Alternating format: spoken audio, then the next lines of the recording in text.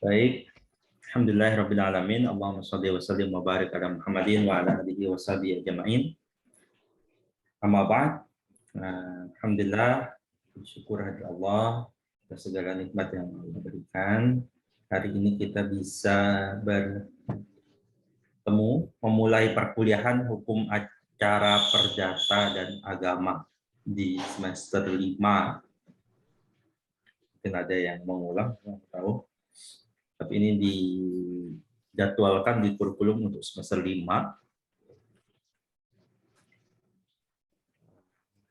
Pastikan saudara tepat. Ini kelas A, kelas malam. Kelas sore dan malam. Salawat dan salam tak lupa kita haturkan kepada kedua hasanah kita Nabi Muhammad SAW, beserta para sahabatnya, para keluarganya, dan para pengikutnya yang sama. Baik, rekan-rekan mahasiswa sekalian, ini pertemuan pertama pada mata kuliah ini. Tentu kita tidak akan panjang, tidak akan lama. Kita hanya akan menyampaikan beberapa hal, menyepakati beberapa hal, ya, karena ada beberapa hal yang perlu kita sepakati, dan saya akan beri gambaran perkuliahannya akan seperti apa, materinya akan seperti apa, berapa lama, dan apa yang nanti akan kita dapatkan di mata kuliah ini, insya Allah.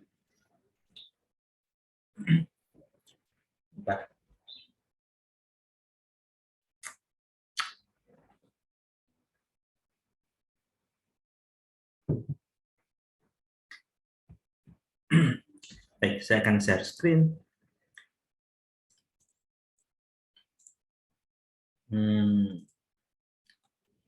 Semester 5, ini kelas A. Baik, apakah share screen saya terlihat jelas? Terlihat Pak, jelas. Ini kita ya. 19 sampai 24 tuh. Nanti dilanjutkan kuliah dengan Bu Ayu.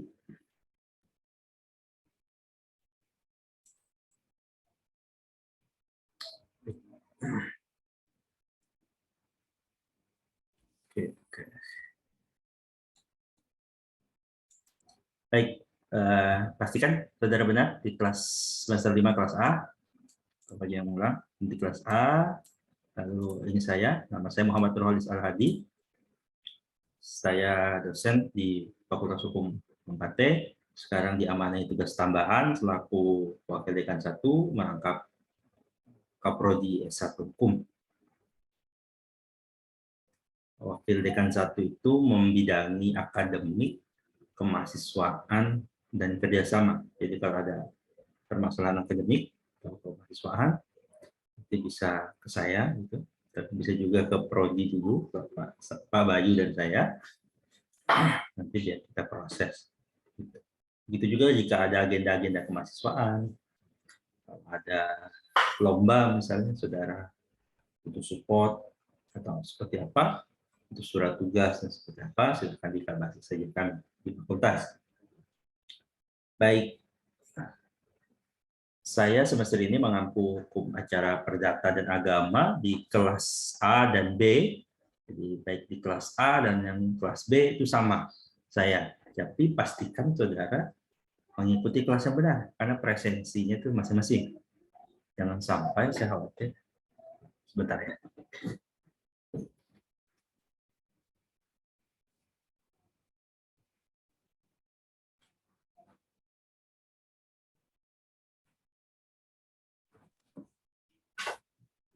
Jangan sampai terjadi saudara salah kelas.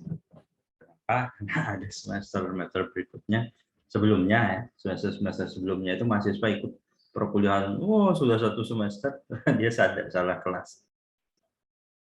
Itu repot ya.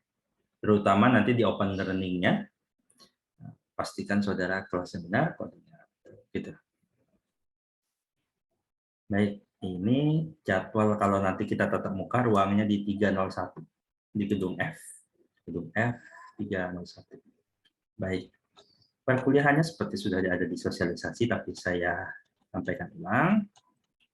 perkuliahan di semester ganjil tahun akademik 2022-2023 ini akan dilakukan secara hybrid, ya, blended learning. Di warna yang biru itu saudara akan kuliah secara tatap muka langsung, yang warna putih itu akan dilaksanakan Zoom atau open learning, tapi mayoritas akan dilaksanakan open learning. Khusus pekan ini, di pekan pertama ini kita akan melaksanakan via Zoom di hari yang ini, hari Selasa dan hari Jumat kalau saya tidak salah, hari Jumat. Ya, jadi tolong diperhatikan. Pekan ini Zoom, khusus pekan ini. Nanti kita akan ketemu lagi, bertemu langsung itu di kelas tatap muka di pekan ketiga, tanggal, ya, saya lupa tanggalnya, tidak Selasa, ini kan Senin, Selasa itu hari tanggal 20, gitu ya. Tolong persiapkan, terutama yang misalnya di luar kota. Kenapa? Karena nanti kan kita bahas, ada kewajiban hadir sekian persen, kalau tidak memenuhi, saudara tidak berhak untuk mengikuti ujian akhir semester. Maka tolong diperhatikan. Sebentar.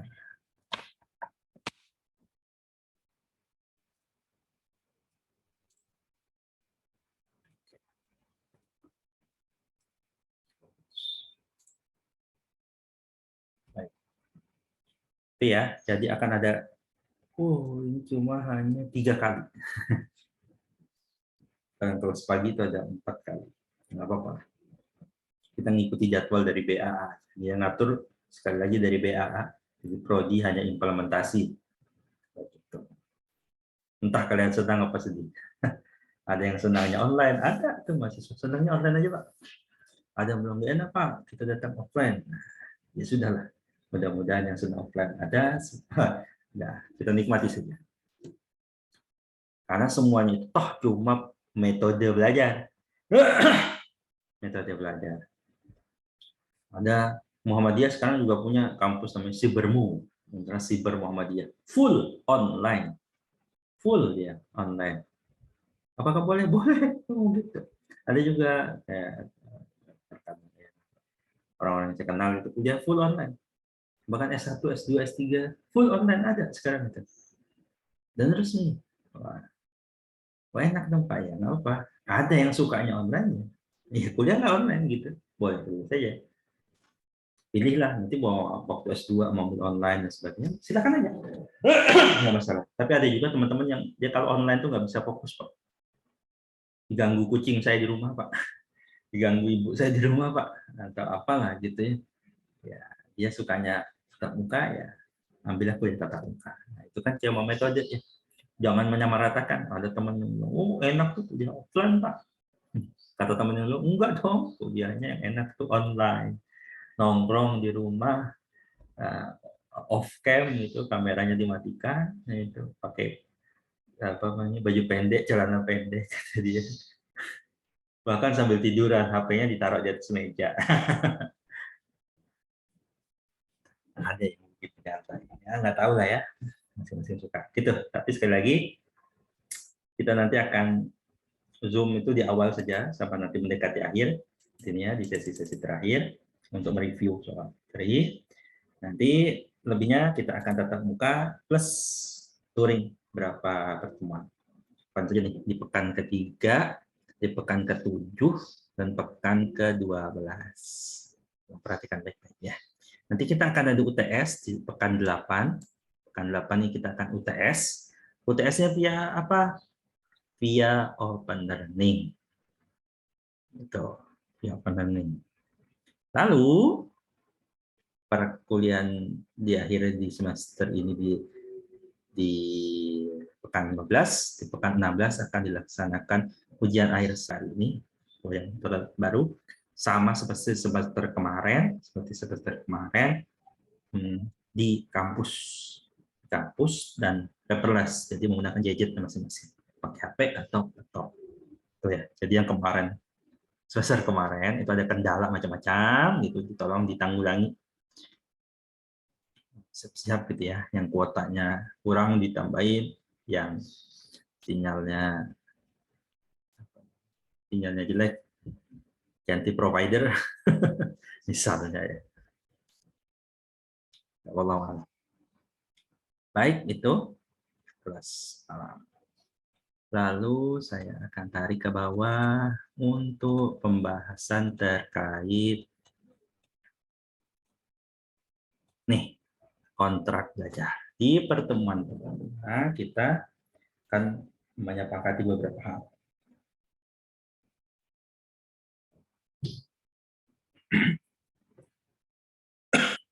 Seperti saya sampaikan tadi ya, kita akan menyepakati beberapa hal. Ini format yang ada dari kampus ya. Saya kira ini saya tidak baca semua, tapi ada yang perlu ditekankan.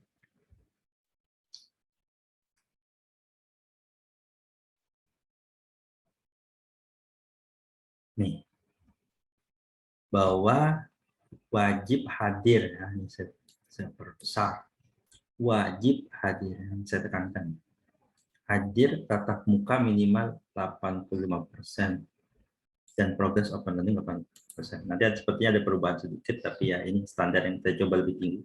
Standar di kampus itu 70% untuk tatap muka, 85% untuk open learning. Jadi jangan disepelekan open learning-nya ya. Ini saya tuh ya setiap semester ngulang ini terus masalah ini untuk mengingatkan. Tapi ya sudah diingatkan ada aja mahasiswa yang nyeleneh. Apa itu? Tolong open learning-nya tuh progresnya diperhatikan. Saya selalu selama ngajar beberapa tahun menggunakan open learning itu hampir selalu di kelas saya ada yang tidak lulus karena open learning. Alasannya, Pak, saya di kampung, Pak, sinyal susah. Sudah saya beri kelonggaran. Saya itu akan buka materi di open learning sebelum UTS, itu yang dari pekan 1 sampai pekan 7, itu akan saya buka terus. Sampai kapan? Sampai UTS. Mendekati UTS, saya tutup. Lalu ada buka terus, nanti saya buka lagi sampai yang pertemuan ke 8 sampai 14 saya buka terus, pekan 8 sampai pekan 14 saya buka terus, saya tutup seminggu sebelum UAS. Gitu, asik ada yang tentu. Padahal saudara buka dalam waktu 1 hari aja bisa 100% tuh. Kenapa gitu jadi? Ya tidak lain tidak bukan males.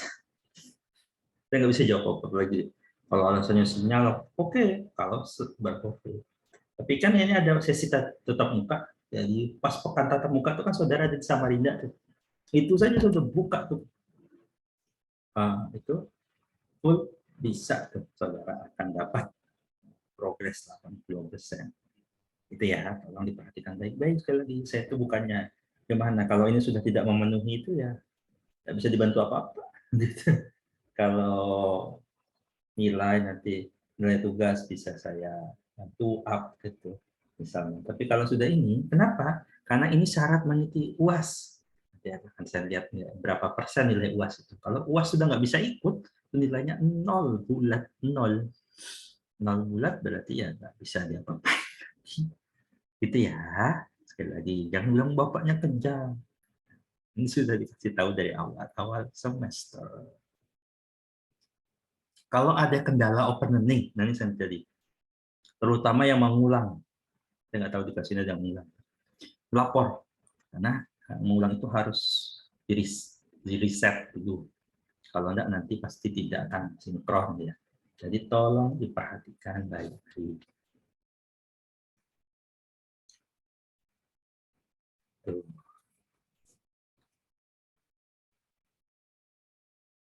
Lalu yang saya mau tekankan, sopan santun di kelas ya biasa saja ya, sesuai dengan insya Allah kita sudah dididik dia sopan santun. Saya tuh tidak suka di kelas ada ribut, saya ngomong sendiri dan sebagainya. Itu saya orang yang sangat sensitif. Jadi kalau saudara mau ribut. Ributnya apa namanya di grup WhatsApp saja gitu. Itu tidak mengganggu mahasiswa yang lain. Kalian chatting lah begitu ya silakan aja lah ya. Yang pakai jilbab itu paling susah di itu. Yang pakai jilbab itu susah dideteksi karena dia masukin di dalamnya ternyata ada headset. Tahu lah ya. Mudah-mudahan di sini nggak ada. Nah nih, tolong diperhatikan baik-baik. Saudara itu akan dinilai. Dinilai dengan apa? Tidak hanya satu komponen. Ada beberapa komponen penilaian. Kehadiran itu nilainya 5%. Jadi nggak kecil.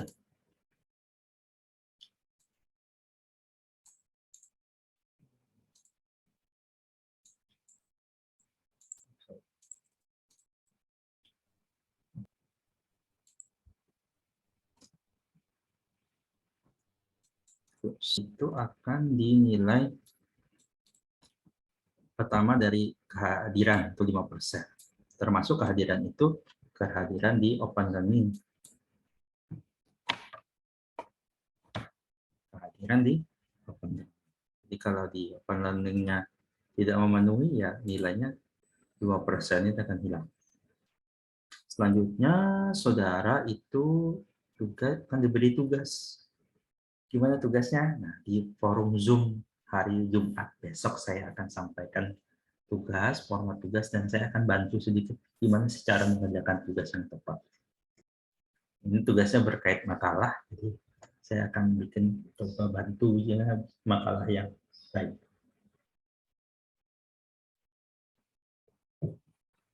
Nah, saudara ini semester 5. Semester 5, terus semester 6. Nah, di semester 7 sudah, saudara itu sudah skripsi. Saudara udah skripsi. Kalau sudah skripsi, ya itu berarti sudah punya latihan. Kalau baru starting di skripsi, baru latihan nulis, ya berat. Maka saudara latihan. Nah, makalah-makalah yang dibuat disuruh dosen itu bukan, oh Bapak ini bikin tugas susah-susah. Kan, itu cara melatih saudara untuk Pak terbiasa menulis. Bobot penilaian tugas tuh 25%. 25% itu kalau 0 nggak ngumpul tugas, berarti kan banyak 0 tuh. Berarti sisa 75. 75 itu nggak mungkin ada nilai bulat begitu, karena nggak mungkin mahasiswa biasanya dapat 100. Paling tinggi saudara dapat B. Itu yang paling bagus. Itu kalau nilai ujian UTS dan UAS saudara itu nilainya 100 itu masih cuma dapat B. Jadi jangan sepelekan tugas. Dan mahasiswa juga, Pak, saya UAS baru lupa ngumpul tugas, Pak.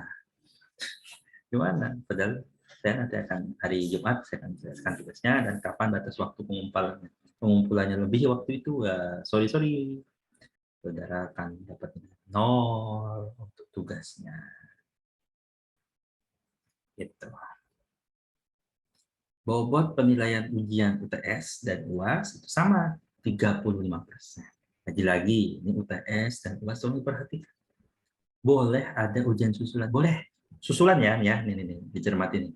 Yang ada susulan. Susulan itu berarti yang tidak ikut ujian dengan dasar alasan yang benar.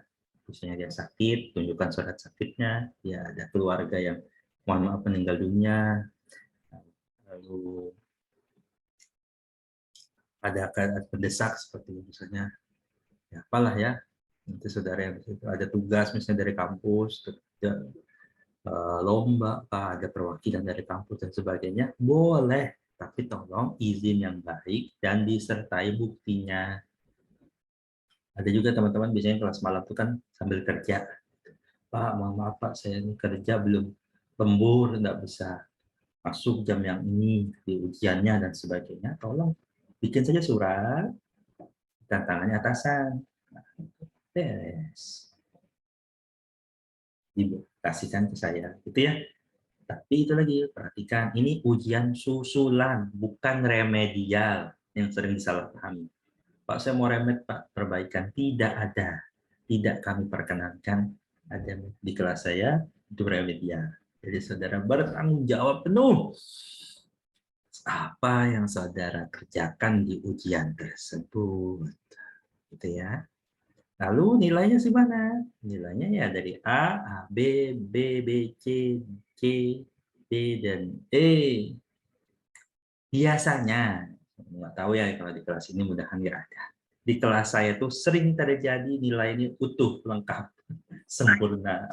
A ada, AB ada, B ada, BC ada, D ada, C ada, D ada, E pun ada. Soalnya ada yang di awal dia karesan, sudah pernah masuk. E pasti. Ada yang progresnya tidak memenuhi, biasanya dapatnya D atau C. Paling sering sih D. Tugas nggak dikerjakan, D kadang. C, D, ya gitu. Pokoknya kalau sudah tugas tidak dikerjakan, UTS kadang dia ada yang UTS nggak UTS, sudah siap-siap nilainya nggak akan jauh dari D, E, D, E, paling C. Jadi nanti di akhir semester saya terbuka untuk transparansi nilai. Ya, saya tahu dari awal. Saya terbuka transparansi nilai. Silahkan dicek ke teman-teman yang pernah ngecek nilai ke saya. Saya akan jawab. Mungkin cepat, mungkin lambat, dalam artian ya tergantung kesibukan. Tapi saya hampir pasti akan jawab kalau diminta transparansi nilai. Insya Allah saya jawab. Di pengalaman-pengalaman ada selalu saya jawab.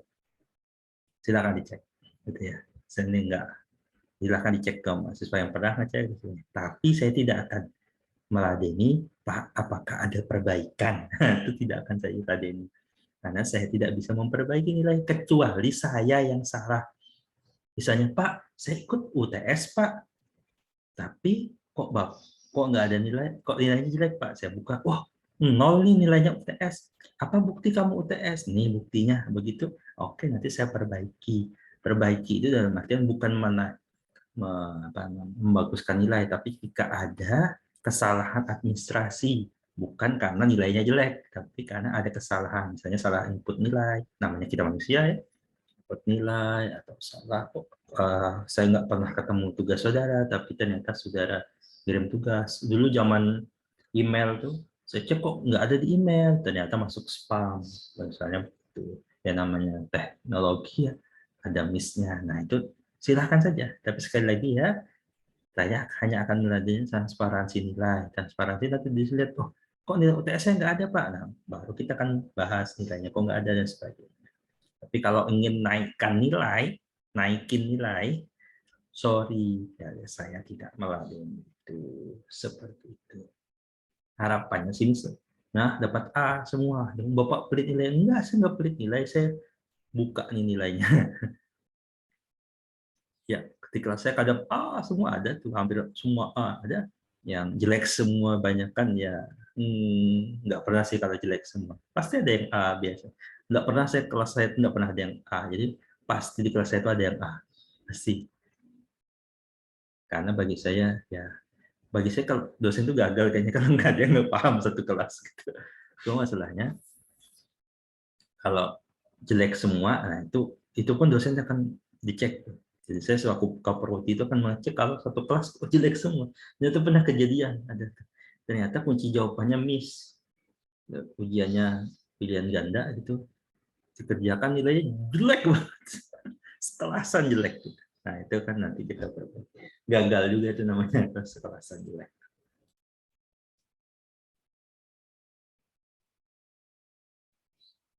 Begini. Gitu. Sampai di sini sebelum masuk materi, ada pertanyaan? Apakah ada pertanyaan terkait kesepakatan? Kalau nggak ada kan saya anggap sepakat. Kejam Bapak ini ya, nggak apa-apa sih.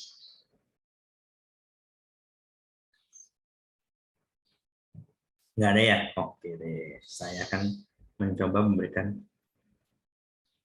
gambaran perkuliahan apa ya.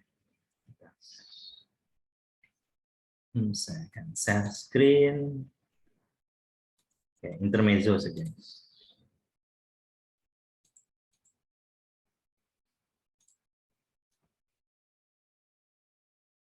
Gambar apa nih? Gambar apa? Ada yang bisa jawab? Gambar apa? Api, Pak. Gambar apa?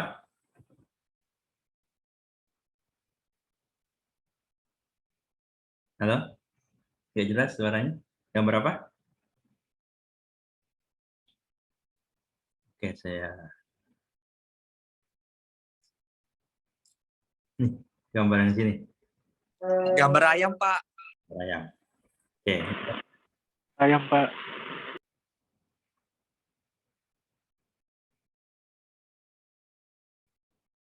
Berat ya. Saya cuma nunjukin ini gambar ayam, kata dia. Ya kan? Tapi ternyata kalau dibalik, dia gambarnya itu gambar orang ngeliatin ayam. Ternyata, oh, orang ngeliatin orang lagi ayam. Turun lagi, oh itu orang. Ya, sebagainya. Turun lagi. Oh, ternyata itu cuma sekedar.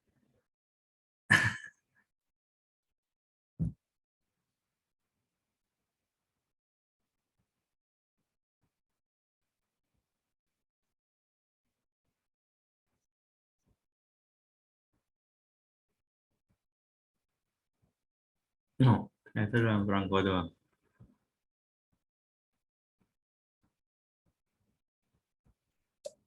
Oke. Ya, itu cuma gambaran intermezzo bahwa perspektif bisa mempengaruhi. Ya. Oleh karena kita akan teliti, kita mau bahas apa. Oke, saya belum kasihkan ini. Ya, saya stop share. Saya carikan materi.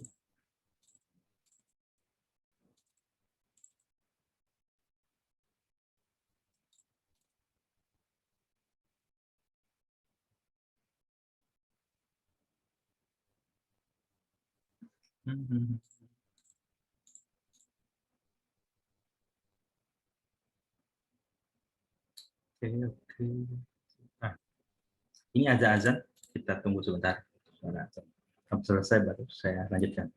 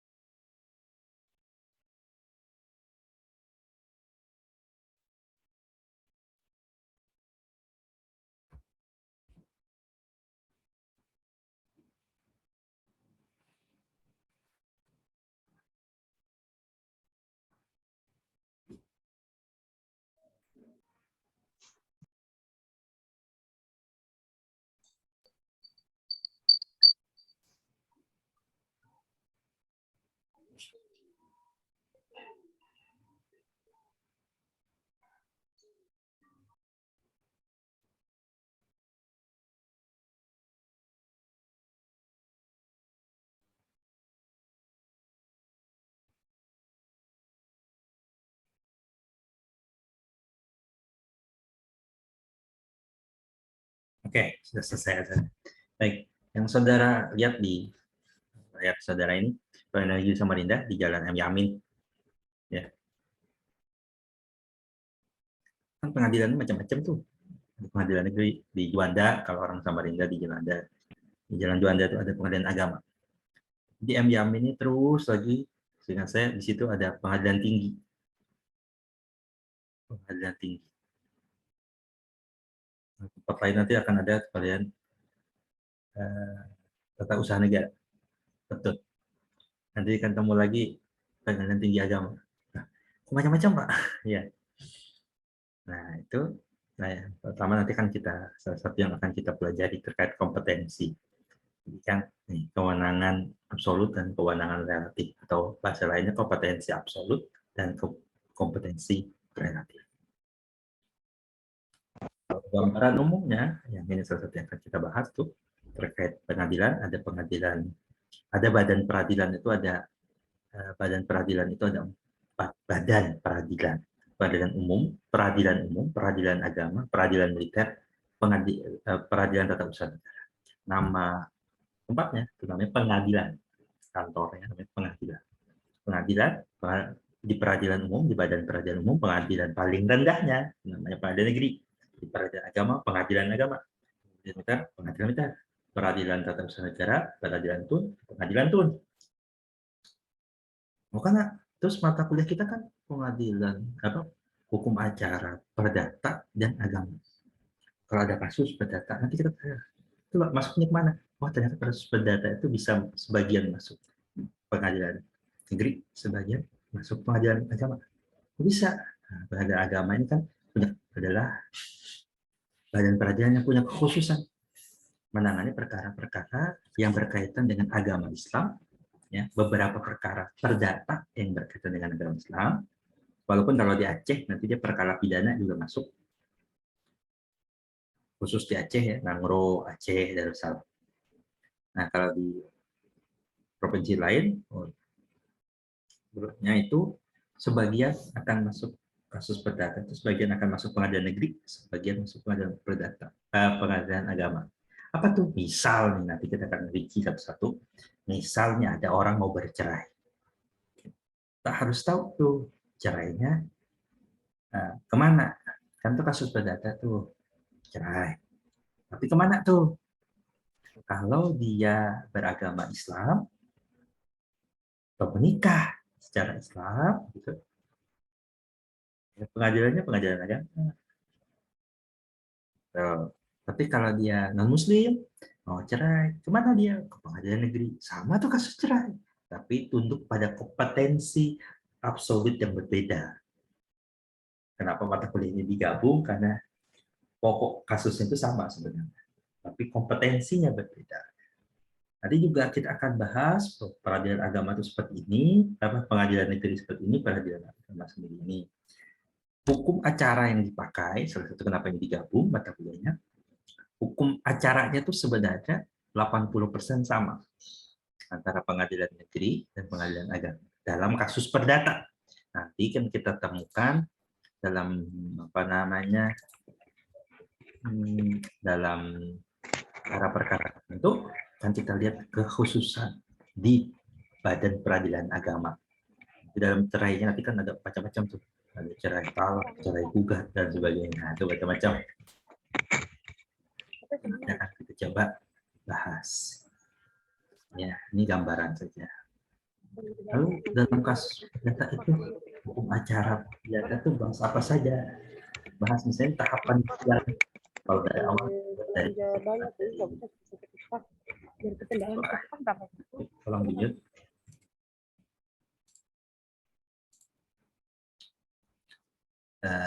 ini akan kita bahas tuh nanti dari persiapan pengadilan, lalu mau masuk pengadilan, kenapa harus ada mediasi, karena ini didamaikan, kenapa harus ada ini, kalau berhasil kan, kalau nanti nggak berhasil mana lanjut perkaranya, ada jawaban dari bukti pembuktian terus sampai nanti putusan. Udah putusan masih nggak puas, bisa upaya hukum, bisa upaya hukum biasa, upaya hukum luar biasa.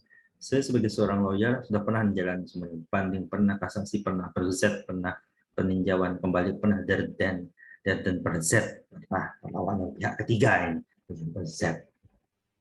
Itu. Saya akan coba share apa yang saya pahami dan apa yang pernah saya jalani dalam praktek-praktek. Simpan dulu pertanyaannya. Ini hanya saya beri gambaran apa yang kita bahas dari awal sampai akhir di semester ini selama 14 pekan. Nanti materi di Open Learning itu pekan per pekan. Jadi kan satu pekan itu ada 2 pertemuan. Jadi materinya saya gabung biar nggak protol-protolan gitu. Jadi satu pekan tuh saya gabung 2 pertemuan itu, Open Learning-nya jadi 1. Jadi modul saya itu per pekan. Jadi akan ada 14 modul. Modul 1 sampai modul 7 itu untuk sebelum UTS. Akan di-close, akan ditutup sebelum UTS. Nih, tolong diperhatikan, saya tekan lagi.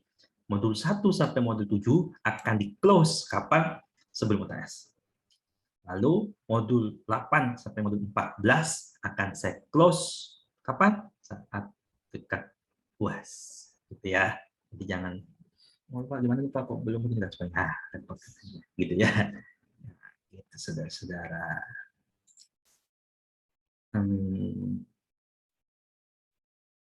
Oke, kelanjutan yang lainnya nanti saya akan bahas waktu di pertemuan hari Jumat. Saya sengaja kalau Zoom itu tidak mau panjang-panjang. Saya tahu nanti kuotanya jadi dan sebagainya. Dan pekan ini kan hampir semua dosen itu Zoom, jadi saya tidak akan panjang lebar. Saya cukupkan sampai di sini. Kalau ada pertanyaan silakan. Kalau tidak ada, kita ketemu lagi di hari kita. Begitu? Ada pertanyaan?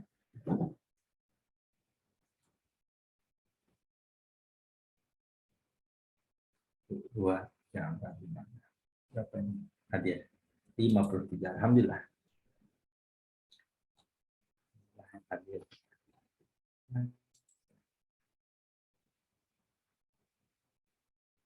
Oke. Ada pertanyaan? Tidak ada. Alhamdulillah. Kalau tidak ada, saya cukupkan pertemuan hari ini. Saya rekam, bagi yang tidak hadir, tolong di-share, atau saya kasih PJ-nya. Perkuliahan Zoom saya biasanya saya rekam, begitu juga perkuliahan offline, nanti biasanya saya rekam. Saya biasa merekam itu untuk pegangan, terutama kalau ada yang izin dan ada yang mungkin mau mengulang materi, silakan. Tapi terutama buat yang izin, saya rasa orang izin itu kan sudah punya hak dan sudah bayar.